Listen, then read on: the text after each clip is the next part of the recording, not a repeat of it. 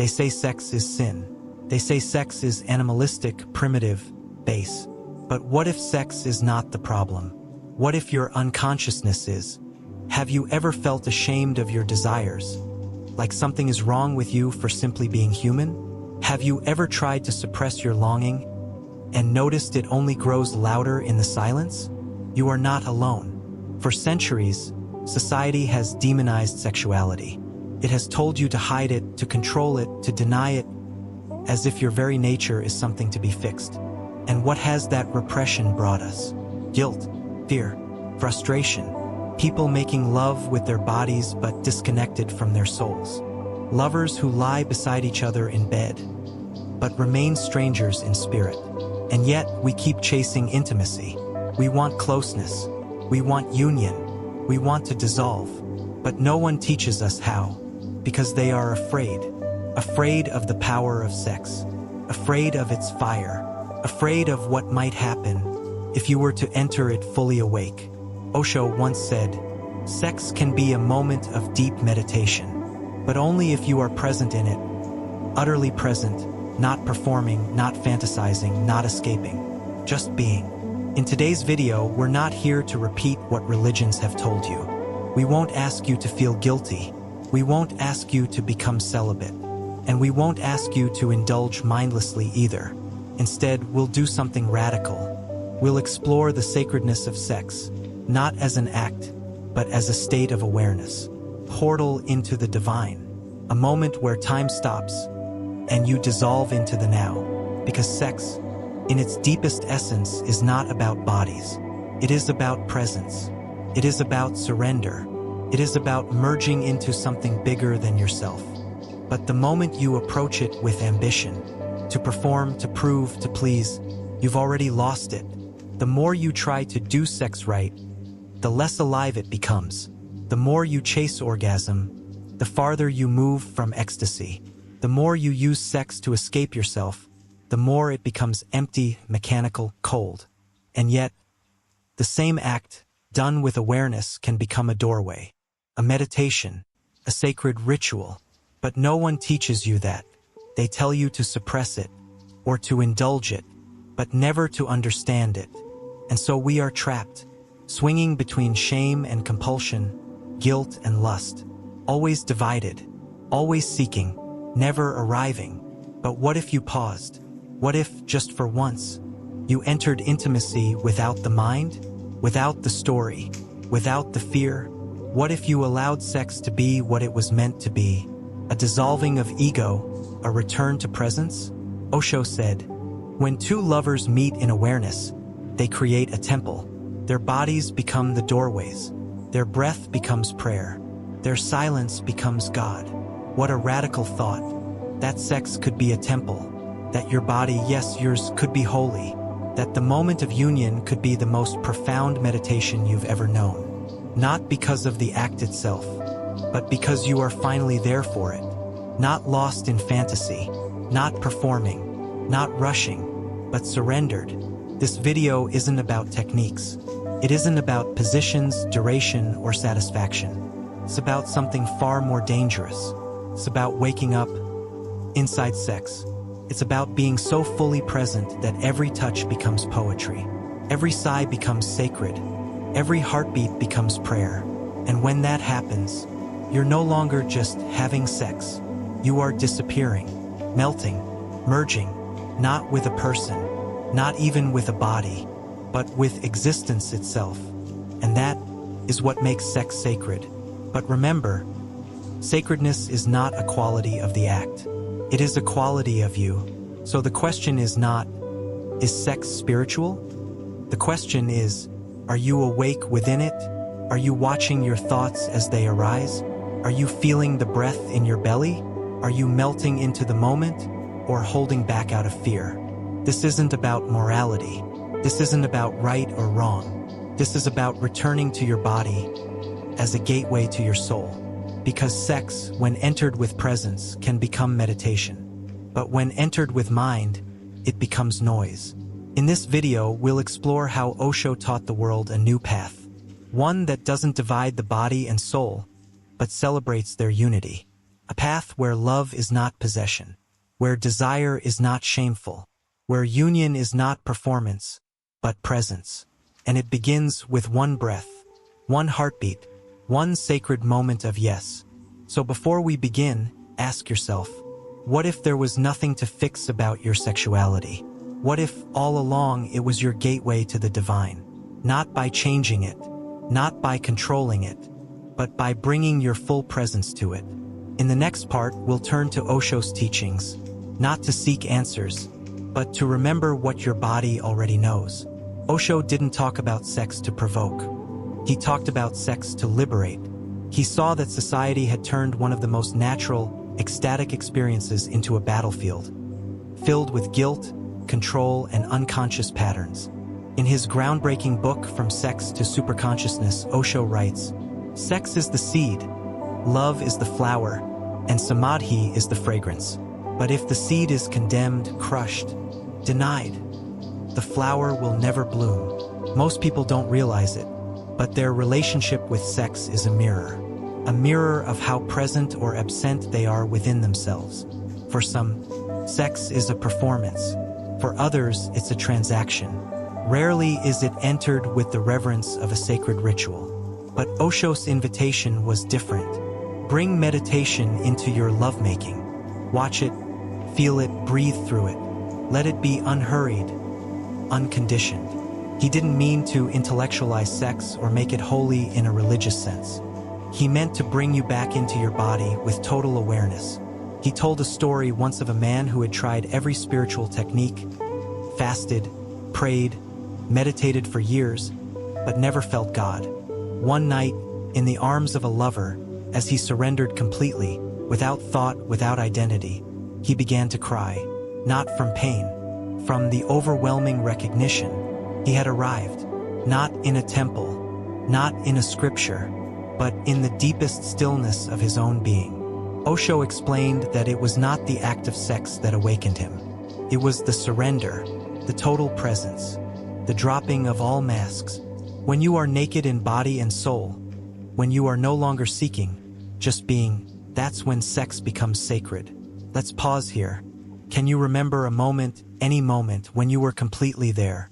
Not necessarily during sex, maybe sitting under a tree, or staring into the eyes of someone you loved. A moment when time disappeared and you forgot yourself. That same quality of presence, of timelessness, is what Osho calls the sacredness of sex. But it only arises when there is no agenda. No role-playing, no grasping. He said, the orgasm is not a peak. It is a dissolution. If you are trying to climb to it, you will miss it. But if you relax into it, it will find you. This is where most people misunderstand Osho. They think he was promoting indulgence. But he wasn't. He was promoting awareness. In fact, he said, if you make sex unconscious, it will become addictive. If you bring awareness into it, it will become alchemical. Alchemical, a transformation from base to gold. He compared it to fire.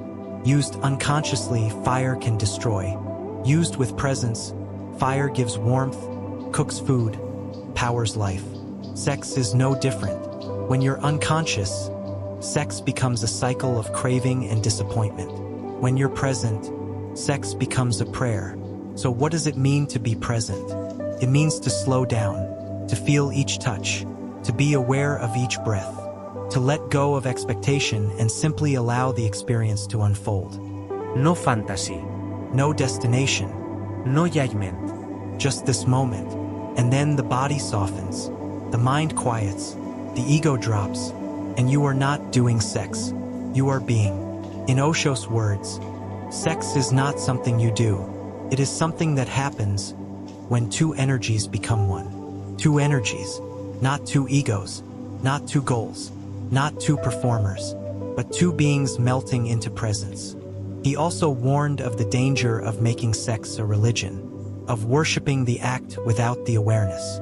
Sex without meditation is just biology. Meditation without love is just escape. But when they meet, love and awareness, that's when God happens. That line is everything. Osho didn't teach celibacy, nor did he teach indulgence. He taught balance through consciousness. He often said, sex is the first step. Don't stop there, because once you've tasted presence through sex, you begin to long for presence everywhere. While washing dishes, while walking in the rain, while breathing alone under the stars. The sacred doesn't live in one act. It lives in awareness. But sex can be the doorway, especially when entered with openness, with gentleness, with deep love, not for the other person, but for being itself. So what's the takeaway? There isn't one. There's only a question. Can you remain awake, even in the most intense, intimate moment of your life? Can you let go, even in the presence of your deepest desire? Can you melt, not into pleasure, but into presence? If you can, Osho says, you will have glimpsed what saints and sages call samadhi, not after death, not after renunciation, but here in the body, in the now. He wasn't offering a technique.